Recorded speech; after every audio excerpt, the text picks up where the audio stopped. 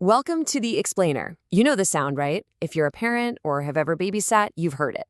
Today, we're going to do something a bit unusual but incredibly revealing.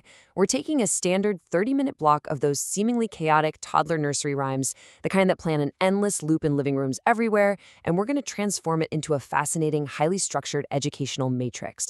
Because when you actually look closely at the lyrics, these catchy tunes aren't just background noise. They are literally a rigorous curriculum designed to download fundamental societal concepts straight into young minds.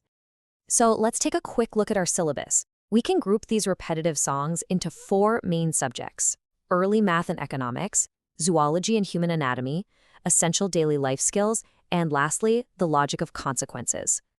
All right, kicking things off with Section 1, Early Math and Economics. Now, before a kid can even tie their shoes, they're getting introduced to foundational datasets and market economies. Take the number 10, for example. This is an astonishingly high number for a toddler, but it pops up everywhere to build numerical stamina. You've got 10 fragile Humpty Dumptys sitting on a wall, or 10 ants marching in perfect formation just to get out of the rain. It sets this really robust baseline for numerical literacy. And from there, we take the next logical step, which is subtraction. The curriculum leans super heavily on a 5 to 0 countdown model. Think about it. 5 little ducks go over the hill, and then the mother duck quacks and her flock vanishes one by one until 0 come back. We see the exact same negative progression with 5 little monkeys disappearing from a bed, right down to none. Okay, so once the counting and subtraction are locked in, boom, we introduce commerce. These rhymes actually establish a standard currency exchange rate using the penny. You want a spool of thread or a needle in Pop Goes the Weasel? Well, that's the way the money goes. It's going to cost you a penny. And over in the bakery sector, hot crust buns dictates a very strict market price of 1 or 2 a penny. Then the whole thing synthesizes those math and economic lessons into real-world retail scenarios. Like, I went into the shop one day to get an ice cream treat. I said 1 scoop, 2 scoops, 3 scoops for me, please. This is literally a kid entering the market, stating their demand, and scaling their order. It's just practical application at its absolute finest. Moving right along to Section 2, Zoology and Human Anatomy. So, shifting gears into the biological sciences, it's wild how this curriculum strictly divides animal life into 2 distinct ecological domains. On one hand, you've got agricultural farm animals, cows, pigs, horses, sheep, who all get specific audio markers like moo, oink, and ba. And then on the flip side, domestic pets, dogs, cats, birds, getting the woofs and meows.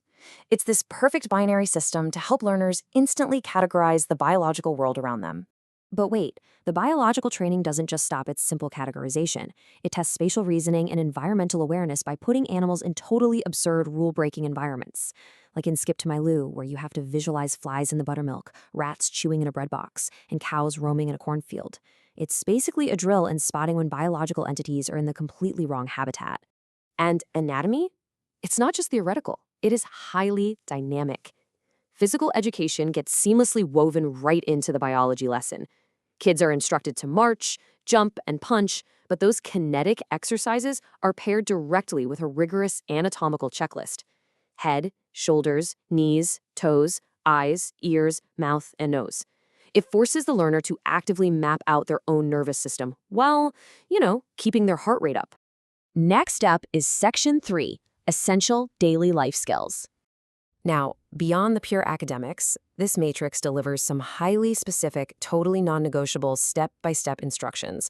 Toddlers are basically programmed with an uncompromising morning hygiene routine. The song literally spells it out: wash your face, comb your hair, brush your teeth, get dressed, go to school.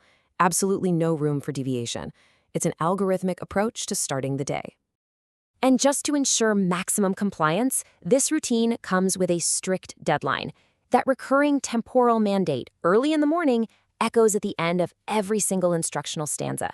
It makes sure the audience knows exactly when these hygiene protocols have to be executed.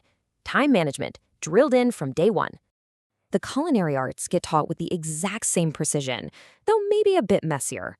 There's this fascinating segment detailing the surprisingly chaotic physical prep required to manufacture a peanut butter and jelly sandwich entirely from scratch. You don't just buy it, no. You have to crack and mash the peanuts, pick and squish the grapes, and then spread it on the bread. It's this vivid hands-on lesson in food supply chains and manual labor. Which brings us to our final subject, Section 4, the logic of consequences. This is honestly the most dramatic subject: the harsh moral and physical consequences of disobedience. To see how justice operates in the universe of nursery rhymes, we just have to look at the tragic tale of the three little kittens. It poses a really fundamental legal question for a toddler. What exactly is the penalty for losing essential winter apparel? Well, the judgment from the mother figure is swift and it is devastating. You naughty kittens, then you shall have no pie. The punitive measure for losing your mittens is an absolute non-negotiable denial of dessert. They get labeled naughty and the pie is entirely revoked. It sets up this strict cause and effect framework that governs their whole world. Good actions yield rewards. Reckless behavior yields danger. When the kittens find their mittens, pie is restored. But interestingly, when they wash the mittens, they inexplicably smell a wolf close by. So even good hygiene can't protect you from unexpected environmental threats. Meanwhile, for those monkeys, the consequence of jumping on the bed is an immediate physical bump to the head. We see this logic of consequence crystal clear in the frantic, recurring medical advice given to those 5 increasingly concussed monkeys. An authority figure, the doctor, has to continually be called just to reiterate the rule: no more monkeys jumping on the bed. It reinforces that repeated dangerous actions will absolutely result in repeated interventions from authorities. So when we step back and really look at all this data, the counting, the economics, the zoology, the hygiene routines, the strict moral consequences, it is abundantly clear. These songs are doing some serious heavy lifting. They're hardwiring fundamental concepts of biology, economics, and law into young, malleable minds, all hiding behind catchy little melodies. As we wrap up this explainer, it kind of forces us to look back at our own early education, right? I'll leave you with this final provocative thought for today. Just how much of your own daily routine, your sense of commerce, or your understanding of right and wrong was secretly programmed by a monkey, a weasel, and a muffin man?